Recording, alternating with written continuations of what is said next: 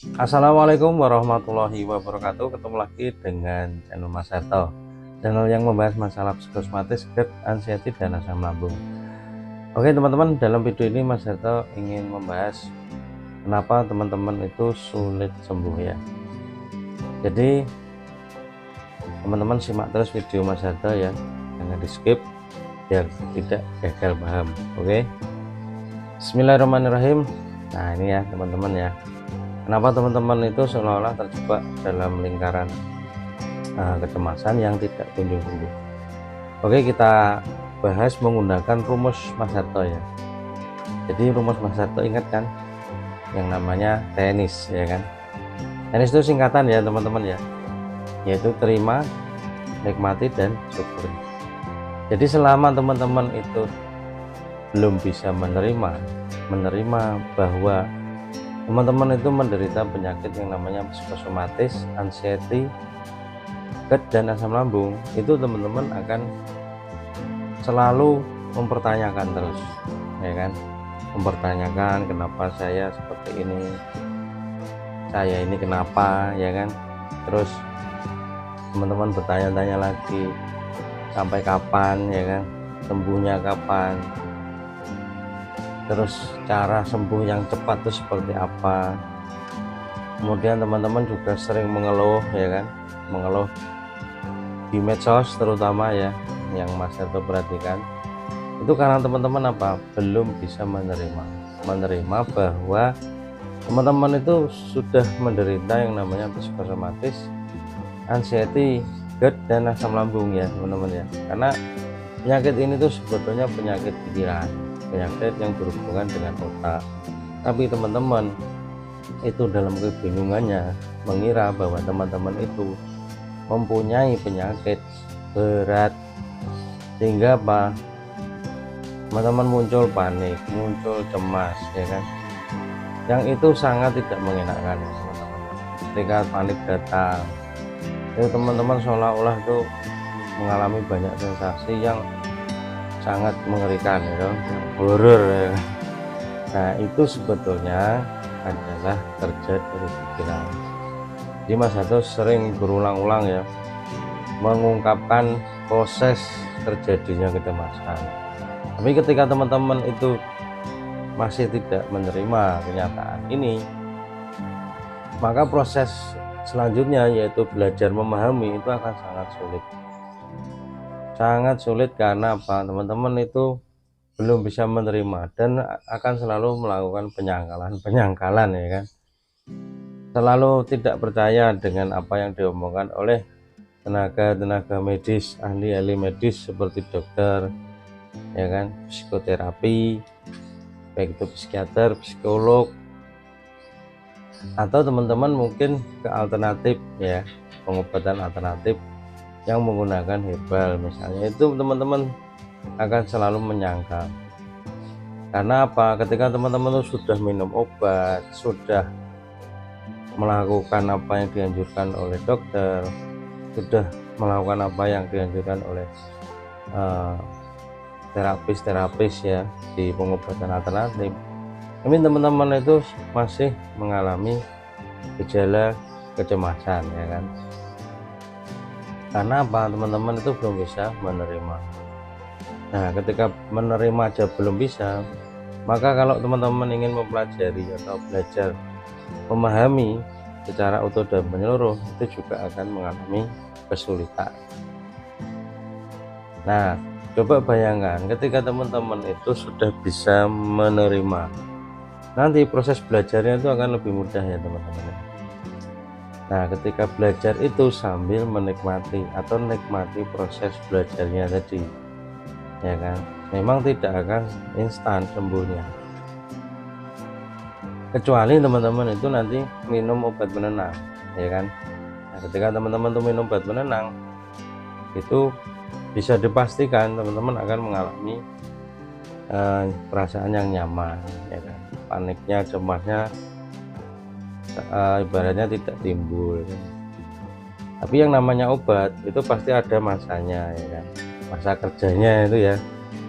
Nah kalau teman-teman stop minum, kecemasannya muncul dan tidak terkendali.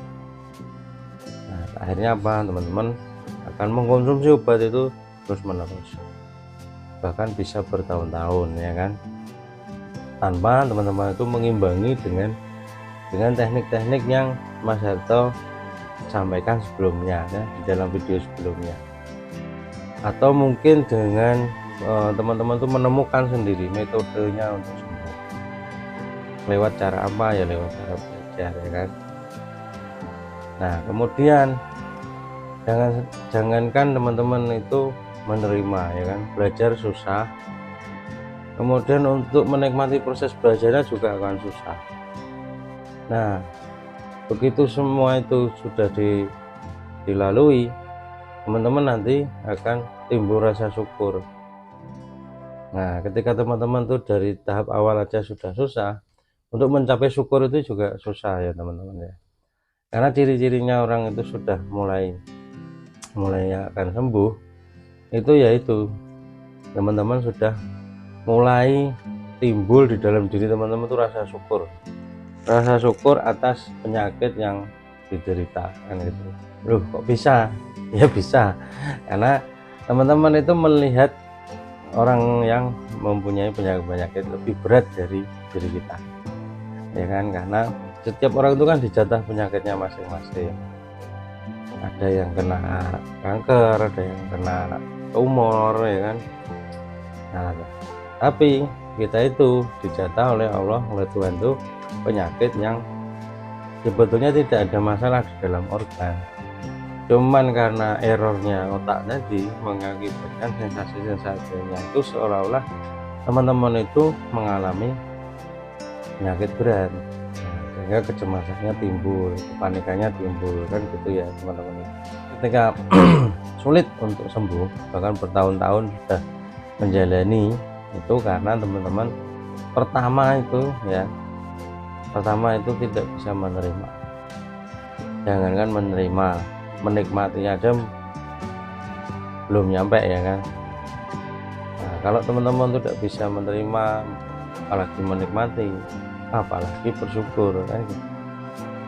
Nah itu ya teman-teman ya, jadi teman-teman yang perlu dirubah dalam diri teman-teman itu adalah mindset tentang penyakit yang sudah diderita itu terima dulu teman-teman ya, terima dulu, kemudian belajar menikmati prosesnya atau menikmati prosesnya sambil belajar ya kan. Nah kemudian yang ketiga, nanti teman-teman akan bisa menemukan rasa syukur di dalam penderitaan ini ya. Nah ketika seperti itu teman-teman nanti akan mulai berangsur-angsur pulih dari kecemasannya ya kan. Memang tidak bisa instan karena teman-teman tidak menggunakan obat ya kan. Kalau teman-teman pengen instan, gunakan obat ya kan. Datangilah psikiater, datangilah ahli-ahli yang berkaitan dengan kejiwaan ya kan. Nah itu teman-teman nanti akan cepat merasakan efeknya ya kan, karena teman-teman mengkonsumsi obat. Nah fungsi obat tadi untuk apa ya? Untuk itu teman-teman, untuk mengerem kecemasannya itu. Cara kerjanya lewat saraf ya kan. Nah itu teman-teman harus mulai sadari. Nah ketika teman-teman sudah mulai menyadari, nah untuk langkah awalnya teman-teman ke psikiater, tapi harus menumbuhkan pola-pola yang teman-teman temukan sendiri ya di dalam prosesnya itu ya. Bagaimana teman-teman itu bisa lebih kuat mentalnya, lebih bisa merubah pola pikir, pola hidup, perilaku dan sebagainya ya, sehingga teman-teman nanti akan sampai pada kesembuhan yang hakiki atau kesembuhan yang istilahnya yang diidam-idamkan oleh teman-teman ya, sembuh secara normal 100% gitu ya, sehingga akan bisa untuk aktivitas sehari-hari. Karena dengan teman-teman mengalami seperti ini sangat mengganggu, dan ini banyak terjadi di dunia ya teman-teman ya, tidak hanya di Indonesia, di luar negeri juga banyak orang-orang yang menderita seperti ini. Jadi jangan sampai teman-teman itu tidak menanamkan kepercayaan pada diri sendiri bahwa saya itu sembuh, saya yakin sembuh gitu. karena banyak juga orang-orang yang sudah melewati ini dan sembuh ya. Oke teman-teman, itu saja ya dari Mas Darto. Kalau ada pertanyaan bisa tulis di kolom komentar. Nah, kalau misalnya belum puas bisa hubungi Mas Darto, cari video Mas Darto yang ada nomor kontaknya. Oke, salam sehat, salam bahagia. Assalamualaikum warahmatullahi wabarakatuh.